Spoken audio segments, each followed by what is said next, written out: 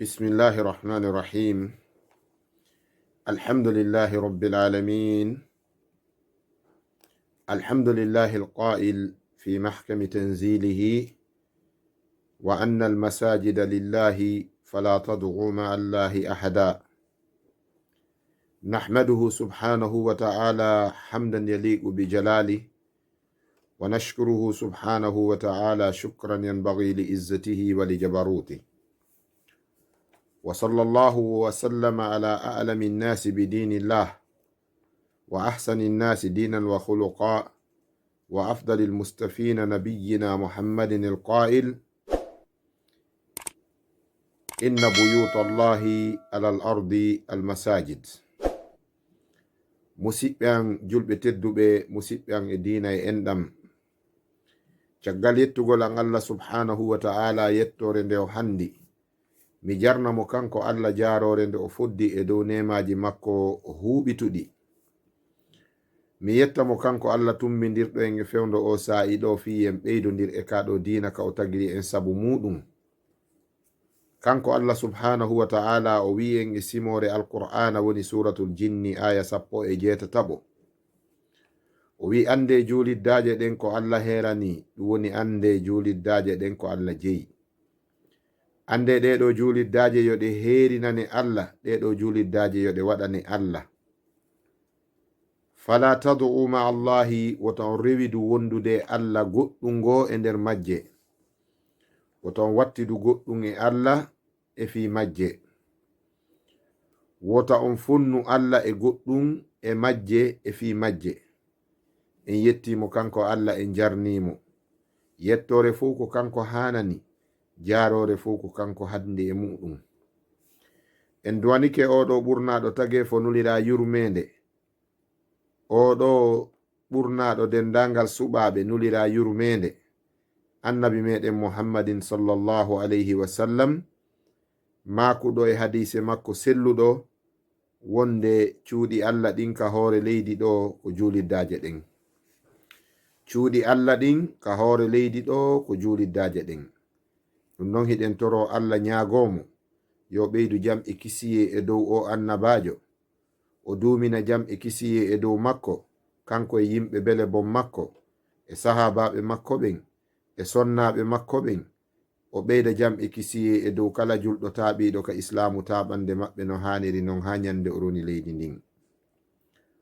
si ɗon feƴƴi haray hiɗen du'ano mawɓe meɗen sincamɓe en oɗo islam, mawɓe meɗen ne'uɓe en ndiɗo nedi islamu janni en ngal ɗo gandal, mawɓe meɗen moƴƴinɓe ɗiɗo jikkuji meɗen, mawɓe meɗen sellimɓe dambe meɗen. allahumma tabaraka wa taala waɗiɓe sabu moƴƴo, sabu mawɗo fi en wonu ɓiɓɓe moƴƴuɓe. en torike mo kanko Allah yo waɗu en khayra khalafin li khayri salafin. yo Allah waɗu en sakkitiɓe moƴƴuɓe wonande moƴƴuɓe aramɓe. haray siɓɓe julɓe tedduɓe, ko finande men denni hande ka jonde meɗen darsu fiqhayankojo e nde ɗo deftere meɗen mawnde, hinde fanɗi e hajmu kono hiɗe mawni e qadru. hajmu mayre on ɓe mana volume mayre on hino fanɗi, kono titre mayre on e valeur mayre on e contexte mayre on ko hunde mawnude. deftere nden ko salatul muslim. salatul muslim ndeɗo ko ceerno meɗen Fahad geɗal Salihu Suway as-Suwaylih woni ko wallifani en ndeɗo deftere. yo Allah tabaraka wa taala yoɓɓe ko ɓuri moƴƴude en joddi, o yafanoɓe jinnaɓe maɓɓe ɓen, wa askanahuma fasiha jinani. yo Allah honnuɓe ka yaajendi aljannaji makko. yo Allah waɗu en jangoɓe faama, o arsika en gollitirgol ko janguɗen faamuɗen kon. o arsika en kadi yottingol kon ko janguɗen faamuɗen gollitirɗen. o yeɗa en kadi muñal ko woni kon e nder caɗele hawreteɗe ɗen e muɗum e bange yottingol diina kan. yo Allah arsiko en muñagol e fikaɗo diina. gollanowo diina kan o habboto ko rewno kon e dow moƴƴuɓe aramɓe ɓe woni ñentinde ɓen. alkhayru kulluhu fi ittiba'i man salaf walsharru kulluhu fi ibtida'i man khalaf. moƴƴere nden fof ko wonani en ko e nder ñentingol moƴƴuɓe aramɓe ɓen. bone fof ko iwranta en, bone fof ko wonani en ko e nder jokkugol sincaji sakkitiɓe ɓen. ɗum noon haray jangugol wona ko weli fii, jannugol wona ko weli fii, notagol noddago diina wona ko weli fii, ko muyago. wonugol noddanowo diina wona hunde hoynde, wona hunde welde fii. en torike Allah caɗele e sattedeji ko woni nder mum kon fuu yo Allah tabaraka wa taala wawu en muññinde, o arsika en kanko subhanahu wa ta'ala moƴƴere makko ko woni kon e nder daranagol kaɗo diina, jangugol ka e jannugol ka e noddugol faade e makka. haray ka deftere meɗen hande ko bab mo wonɗen e jangude on, bi mana damal ngal. hiɗen ka damal fi almasajid, almasajidu wa adabuha, julirdaje ɗen e neediji julirdaje ɗen. ceerno on iɗen andi ino jeeya e ko labiniri ndeɗo deftere makko salatul muslim.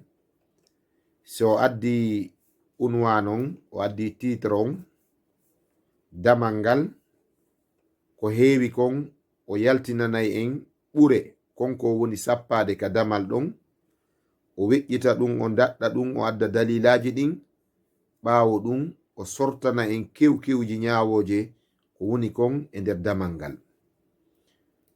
si tawi en daari ka deftere ton en yi'ay almasajidu wa adabuha, juliddaje ɗen e neediji juliddaje ɗen. mi andintina musidɓe sutiɓe en ɓen haray ko darsu finaɗo ka julidde woni ko wonɗen fillitade yeeso talibaɓe ɓen kadi yoga e talibaɓe ɓen kadi. fewndo finotoɗen ka julidde tawi ndiyan ɗan no tiiɗi honko hankare nden e hoore tolje ɗen, en wawata heɓude enregistrement e laaɓuɗo, en wawata heɓude mbodo hentiniɗo. ko ɗum waɗi suɓiɗen kadi haray ka maktaba meɗen ɗo hawruɗo, yo en tumbodir ɗo eɓe Allah muuyi ɓen yo hettano fillitoɗen darsu on kadi lita ummal fa'ida fi ha nafa kan wawa huɓitude. almasajidu, si wiyama almasajidu ko jam'u masjid. si wiyama adabu ko jam'u adab. ceerno on hawtidiri hakkunde almasajidu wa adabuha, jam'ul masjid wa jam'ul adab. ɗum woni masajidu e adabu ko moji ɗiɗi ɗi andanɗa hoore ma ko ɗi pluriel. juliddaje ɗen e neediji juliddaje ɗen. ko wiyete needi ko ɗoworande, ɗoworande faade e tottugol haqqe wonɗo e dande, ko ɗum wiyete al adab. ɗoworande ɗen ko on tigi ɗoworta kon faade e tottugol haqqeji wonɗi ɗin e dande makko. ɗum noon kala hunde e kala neɗɗo marɗo haqqe e dande ma haray hiɗa waɗanaka sharia islamu neediji e bange makko ma e bange nden hunde. lil masajidi alal muslimina huququn, juliddaje ɗen no mari haqqeji e dow meɗen enen julɓe ɓen. ko ɗum waɗi no ɗin haqqeji tottirte non ma fandanagol tottugol ɗin ɗon haqqeji nden yahande ɗon ko nden woni neediji ɗin. amma almasajidu ko jam'u masjid no wirɗen noon. ceerno on maaki masailu. masailu ko mas'alaji, ɗum kadi ko jam'u mas'ala. wi'uɗen si tawi yimɓe luga ɓe wi'i mas'ala haray ko ɓe faandi ko landal arungal e nder yewtere. si yimɓe fiqhuɓen fuqaha'en yimɓe fannu sharia on si ɓe wi'i mas'ala haray ko ɓe faandi ko ñaawore. al mas'alatu inda al fuqaha'i wal mas'alatu inda ahli lugha ko hunde sertunde. yimɓe lugha ɓen si ɓe wi mas'ala ko bi mana ko landal arungal e nder yewtere landingal kumpital. si ɓe wi'i ka fuqaha'en karamokoɓe fannu fiqha fannu sharia on, si ɓe wi'i almas'alatu ko bi ma'na alhukm, ko bi ma'na nyawore nden. jonnon ceerno maki masailu, o waɗi toɓɓere aranere nden o maki almasajidu, imo andinde en taw ko wiyete almasajid. wono wirɗe non kalima on ko inde yankore. hiɗen andira kalima on ko inde yanko yi'ugol meɗen alif on e laamu on.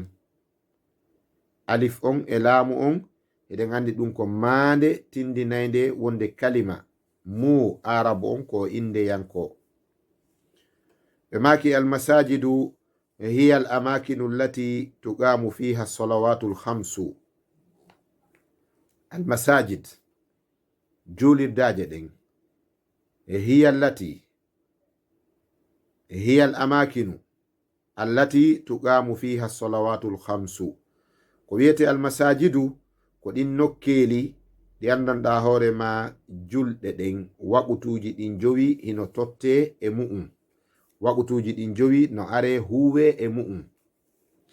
haala kan fino ka laaɓira si wiyama almasjidu julirde nden ko makanun ikhtarahu lmuslimuna li adai alsalawat alhams. si wi'ama almasjid ko nokkure nde julɓe ɓen suɓi ɓe toɗɗi fi argol totta waɓutuji ɗin jowi, ko nokkure toɗɗande hertinanande tottugol waɓutuji ɗin jowi. ɗum non woni ɓe mahi ɓe waɗi gimbal, woni ko ngeru, woni ko hurgo, ma dama ko ɗon ɓe jugganta fi juulugol waktuji maɓɓe ɗin kamɓe worɓe ɓe julde jama nden waɗɗi ɓen, nden ɗon nokkure nde woni juulirde, woni masjid. ka pular e hoore muɗum ko juulirde ka juule, nokkure fi juulir ɗum, nokkure fi ka juule, nokkure fi ka juuloɓe totta julde wiye juulirde, ay nokkure juulugol, nokkure fi juulugol. ɓe wi ɗum ko nokku waɗaɗo, nokku toɗɗaɗo fi ka julɓe ɓen fotta ɓe totta waɓutuji ɗin kamɓe worɓe ɓen.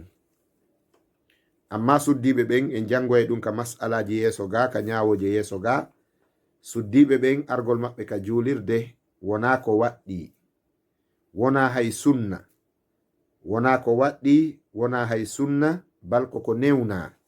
newnede nden kadi ko yo taw nafaji no yi'a e nder argol maɓɓe ngol, wano heɗagol maɓɓe darsuji ɗin, wano faltagol maɓɓe nyawoje dewe ɗen, haray ko sabu ɗum addata ɓe kamɓe sonnaɓe ɓen ka juulirde ma ka juuliddaje, si tawi argol maɓɓe ngol alda e fitna, argol maɓɓe ngol alda e bone, argol maɓɓe ngol aldanaɓe e ko wiyete kon caɗele e hawrugol e piiji ɗi yettinaki yelaka.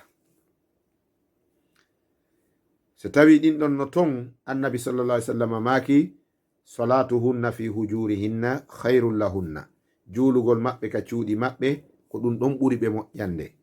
amma enen worɓe ɓen julde men nden kaka juuliddaje. allah tabaraka wa taala wi warka'u ma arraki'in, juulidoye e juuloɓe, bimana idhabu ila almasajidi li adai salati, yahe ka juulirde fiyon tottudu julde nden e jama on, ko ɗum woni warka'u ma arraki'in. are hadiseje hewɗe wonde neɗɗo kawtal juulirde, si tawi naka juulirde o juuli haray o ala julde. hadiseje gono wiya la salata li jari lmasjid illa fi lmasjid, kawtal juulirde ala julde sinaka juulirde. jomiraɓe gande ɓe no yewti ko heewi fi on laamu ɗon ɓay ko riwiraɗo la ala, alana la alana la ala. joni noon kon ko wiya ɗon ala ko honɗum wiya ɗon ala ma alana. ene ko julde nden nde fo e mayre, si on tigi juuli o ala nde fewu o wa'aywa mo juula, ɗum ko konngol yoga e karamokoɓe. ene ko baraji julde nden ko heɓoto kon woni timma, ɗum kadi ko konngol yoga e karamokoɓe ɓen. kono ko ngol ɗon konngol ɓuri jogade ko wiyete kon ƴi'e.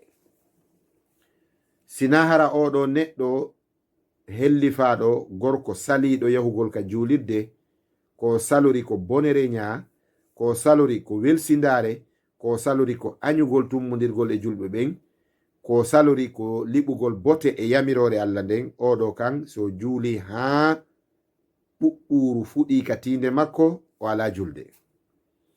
amma tawowo ko gafla tun, welsindare tun, ittugol yiili tun, kono itta bote e yamirore Allah nden, itta bote e fiyake moɓagol julɓe ɓen fi juulugol ngol, tawi ko sabu ɗum wona ɗin ɗon, bal ko welsindare nden tun heɓi mo e ngamelo o juuli ka makko, oɗo haray ko natata ko e riwanede timmal baraji, wona e riwanede sellugol julde nden. ko waɗi on ɗon la jullul ulama fassarullah bimaza bi adami kamali sawab, angal timmugol baraji julde nden, wona ko wiyete kon adamu ko wiyete kon siha on, wona angal sellugol julde nden, ko angal timmugol baraji ɗin. la salata li jari l masjid, bimana timmal baraji alana kawtal juulirde illa fil masjid, sina ko o juuli kon ka juulirde. eɗen geli en jangino ɓawo ga ka fadail salatil jamaa, ɓure ko woni kon e nder argol juula julde jama nden. go Allah ko ɗum yamiri, ɗiɗi annabi sallallahu alaihi wasallam maaki, wonde neɗɗo juuluɗo ka juulirde ɓawo almami juulidi e jama on, himo mari darajaji ɓurɗi neɗɗo juuluɗo kañum tun ka mum arɗo ka juulide on no ɓurdiri juuluɗo ka mum on darajaji 25 e hadise goo darajaji 21. ɗum noon hiɗon andi Abdullah ibn Abbas o makiro radiallahu anhuma, wonde la darajatun wahidatun khairun min ad-dunya wa ma alayha, ko wiyete daraja goto kon heɓugol ɗum ka Allah no ɓuri wiyede ko kañum heɓuno aduna fo jeyi. haray ko en wattan haqqil, sallu fil masajid ayyuha rijal, ma'ashira rijal sallu fil masajid, ko onon yo worɓe juulen ka juuliddaje. si tawi nde ɗo juulide takko ma jangin imamum walanakima, piijino ka nder juulide ton ko finde ma nden jaɓari jaɓata, haray ella ala, kono noon yahu e juulirde goo, wona juuliddaje ɗen fo wa'i non. yahu e juulirde goo, wona juuliddaje ɗen fo wa'i non. masalan almami on ko bile ma hino surra ka nder juulirde ton tigi ka qibla, nden ɗon juulirde ko accugol nde ɗon yahana wonde goo ɓuri moƴƴude, ko ɗum ɓuri wondude baraji, ko ɗum kadi ɓuri sellude ka islam. ɗum ɗon en salaki. kono noon wona taƴagol julde jama nden, haray ko woɗagol nden ɗon juulirde ɓay juuliddaje goo haray no woodi.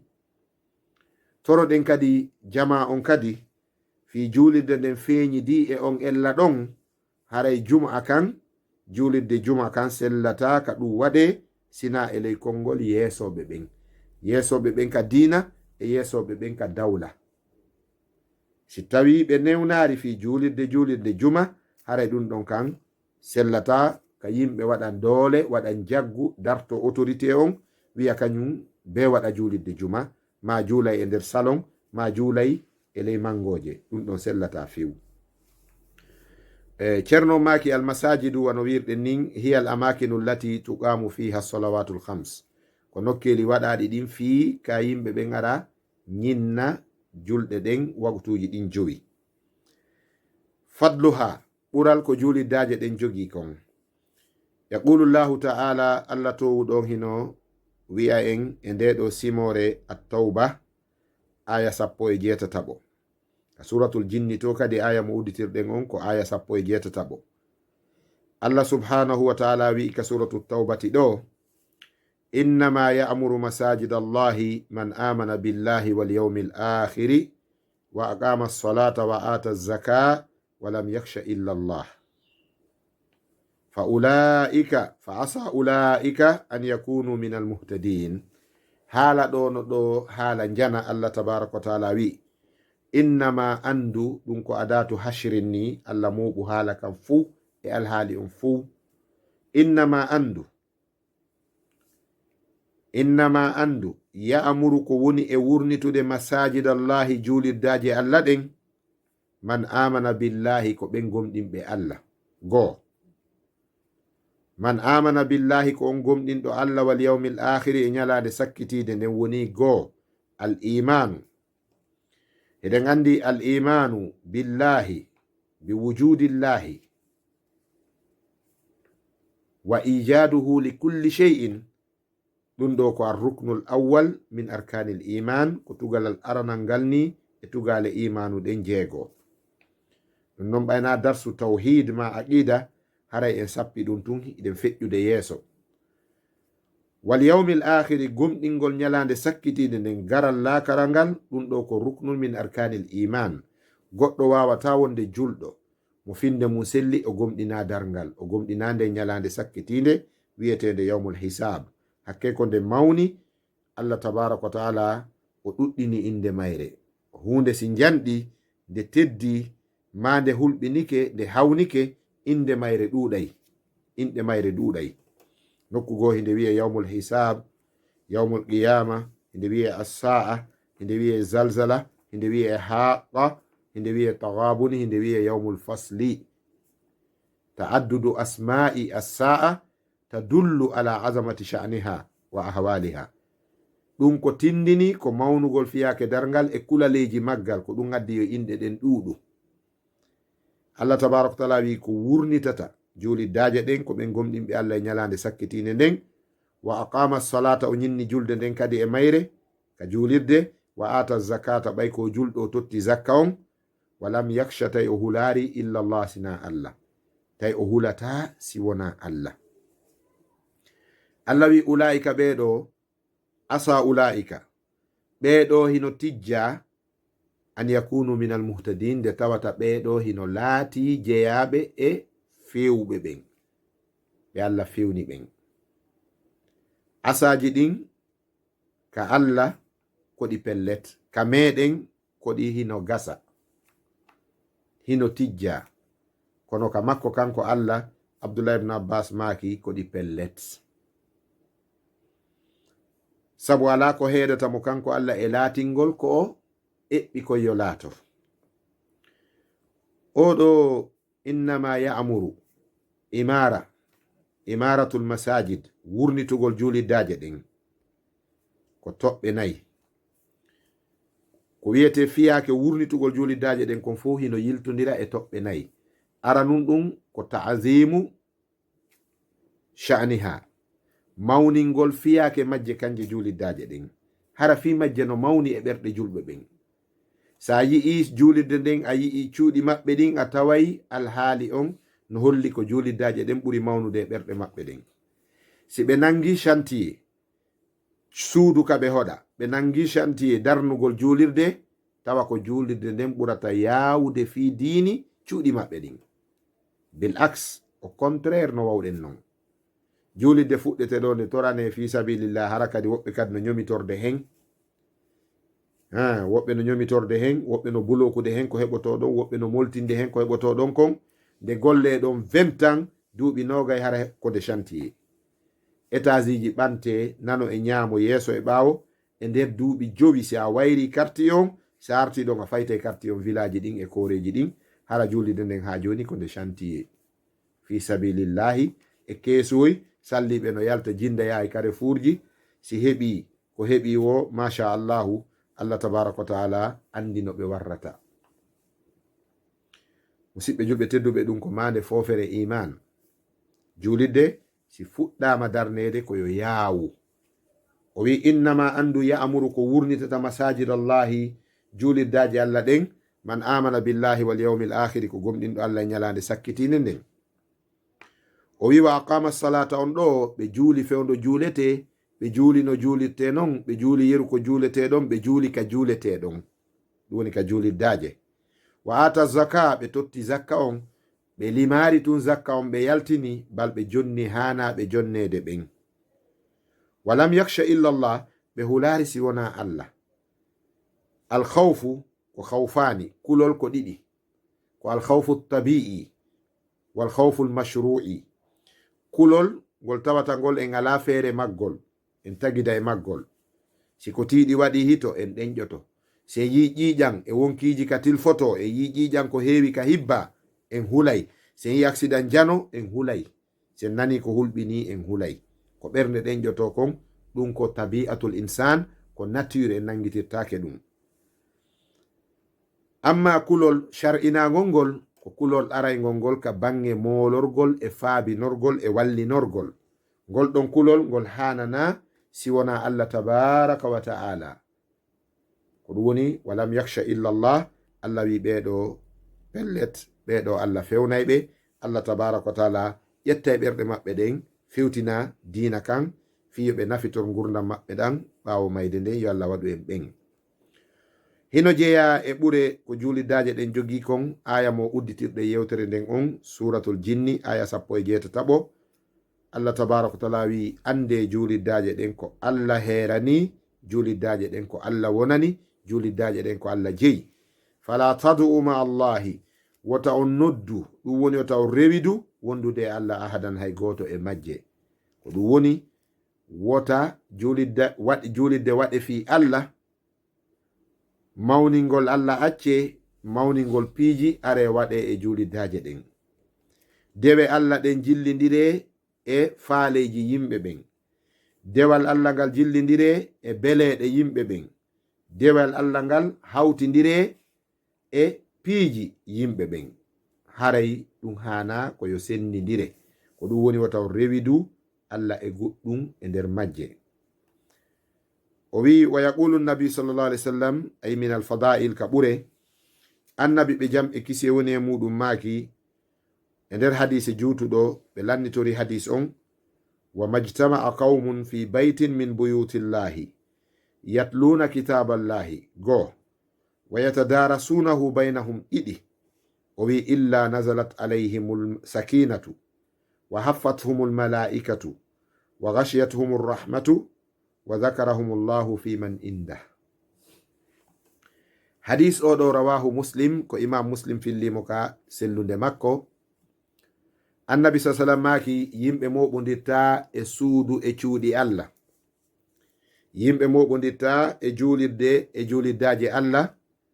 Yatluna kitaballahi, gohi ɓe janga alqur'anare nde.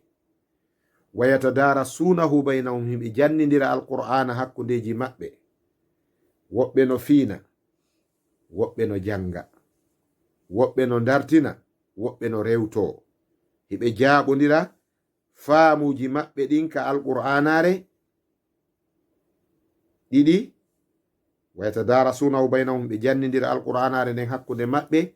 Yimɓe waɗata ɗiɗi, moɓagol ka juulirde go, janga qur'ana ɗiɗi, jannidira nde. Illa si wona nazalat alayhimu assakinatu, deƴere Allah nden telloto e maɓɓe, bimana nde jippoto e maɓɓe. Oɗo kalima assakina kadi himo mari firo inda alfuqaha, hinde mari kadi firo inda almufassirin. Firoɓe alqur'ana ɓen no marani sakina firo, fuqaha en kadi no marani sakina firo. Ka fuqaha en ko wiyete sakina ko nde fondo on deƴata. Ɓe wi ko wiyete tumanina ko nde tere ɗen deƴata. Ko ɗiɗiɗi ɓe bannidirta ka fuqaha en, ka kamɓe karamokoɓe sharia ɓen tintiniwa no malikiyankoɓe ɓen, kamɓe ɓe sennidira hakkunde as-sakinatu wa tumanina. Ɓeya kañum ara janto gotum tun feƴƴa. Wonde tumanina on ino e nder ton sakina on, sabu tere ɗen deƴata si fondo on deƴari. Woɓɓe janto tun sakina on ɓaysi on ɗon ari tere ɗen deƴay. Wono malikiyankoɓe ɓen ɓe janto ɗiɗi kala, ko be fondo on deƴa, ko be tere ɗen deƴa. Kasratul harakat tubtilu salah, ɗuɗugol dillugol tere ɗen bonnay julde nden. Hino juula hino ŋaaño ka feɗɗa, hino juula hino watta buton, hino juula hino ndara téléphone on, hino juula hino sappo, hino pooco, ɗum bonnay julde. Naam, hino wiwo haylo e nder julde nden. Sifa yette jalloɓe buysi almami on wi wala dallin, haray amina on taw ɓe yahay ɗo hankoya, ɓe arta kadi ha dubrika. Wona non, ɗum bonnay julde. Si ɗuuɗi dillande ɗen bonnay julde nden. Ñaametake yaretake nder julde, ƴakkitatake.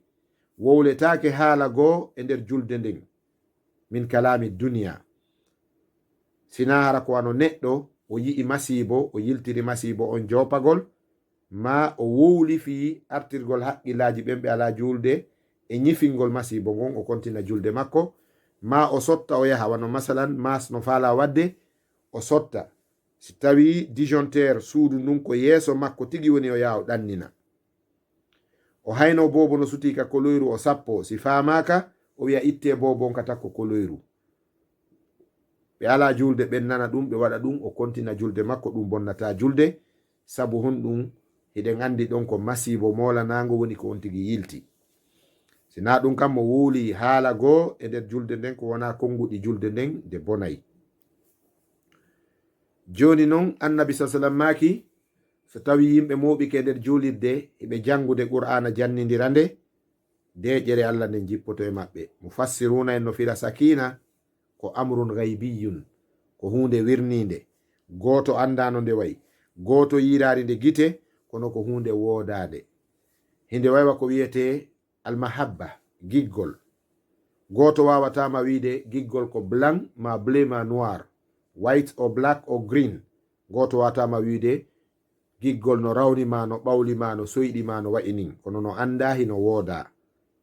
idan sakina ko non wayi ko deƴere, ko moƴƴere mawnude wonde ka allah tabaraka wa taala nde jippotako e yimɓe sina haray allah yiɗiɓe, allah yarlike ɓe. ɗum woni assakinatu indal mufassirin.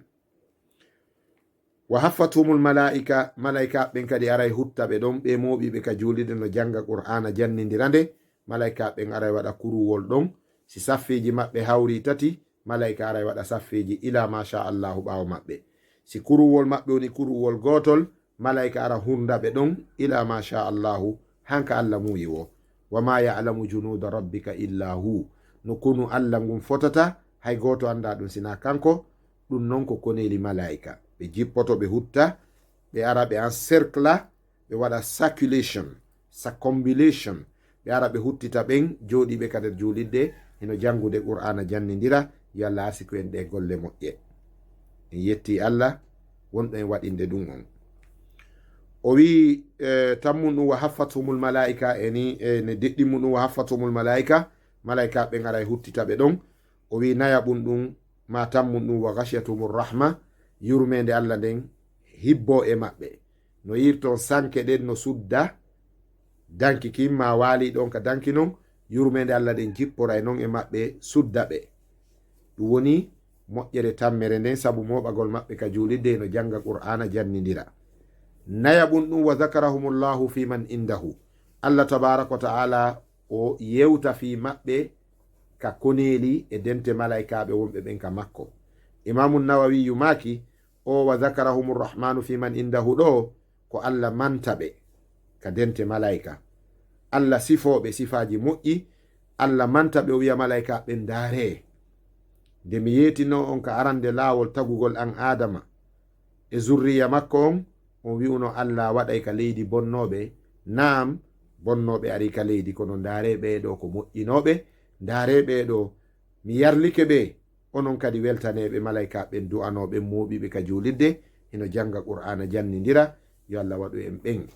musidɓe julɓe tedduɓe, ɗo yiyoton hayrere molanade, yimɓe ɓen haray no hawje fiyakuji aduna ɗin, si ɓe naati ka nder julirde haray fiyakuji aduna ɗin ɓe hawja yahugol e majji, si ɓe ari ka julidde ɓe hawja yaltugol ton.